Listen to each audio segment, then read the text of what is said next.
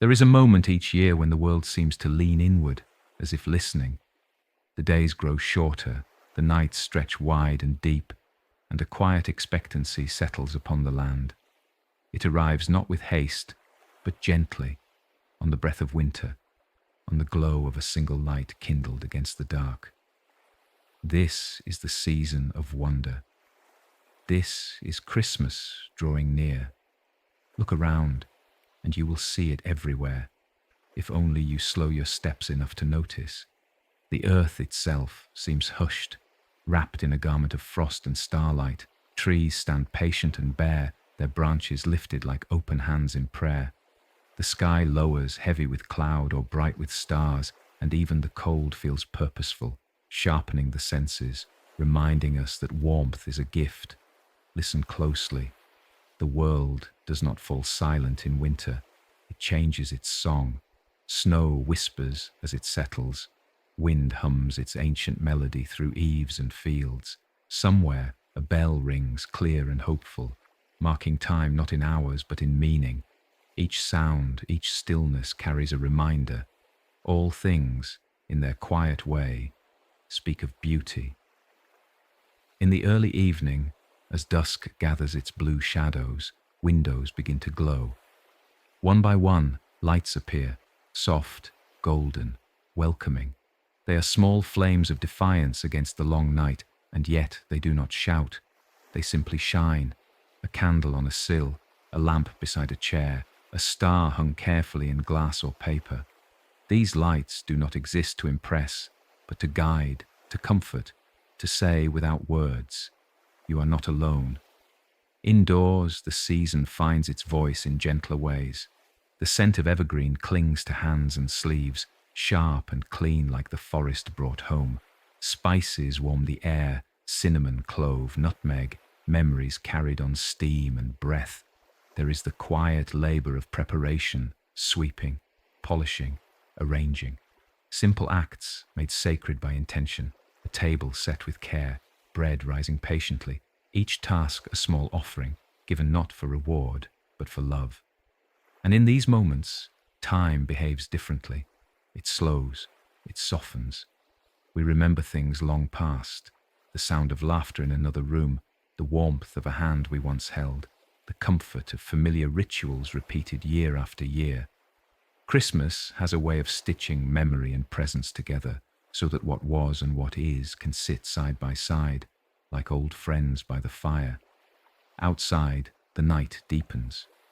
The moon casts silver upon the ground, turning the ordinary into the extraordinary. A simple path becomes a river of light. A field becomes a quiet sanctuary. Even the humblest places seem touched by grace. This is the beauty of the season. It does not demand perfection. It reveals it. Within the home, voices gather. Some are young and bright, quick to rise in laughter. Others are older, measured, carrying stories shaped by years. Together they weave a tapestry of sound, conversation, shared silence, a song half remembered and gently hummed. There is a comfort in this togetherness, imperfect and precious. Chairs scrape softly against the floor. Cups are lifted, refilled. Eyes meet across the room, and understanding passes between them without the need for words. Yet Christmas is not only found in fullness and gathering, it lives also in the quiet corners, in the empty chair remembered, in the ache of longing, in the tender awareness of what has been lost.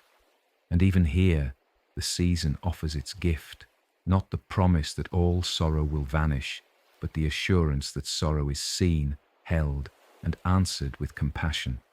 The light does not avoid the shadows, it enters them. At the heart of this season lies a story told again and again, not because it grows old, but because it grows deeper, a story of humility and hope, of a child born not in splendor, but in simplicity, straw and breath, darkness and stars, the world made new, not through power but through presence.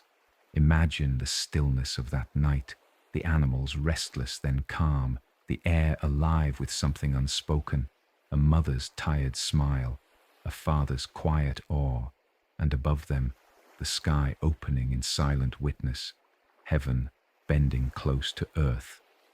This was no grand announcement by earthly standards, and yet it changed everything.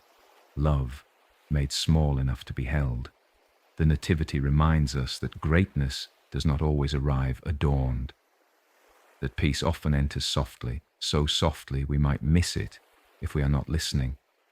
It teaches us to look low, to look close, to find the sacred in the ordinary, in a stable, in a child's face, in the simple act of showing up again and again with kindness.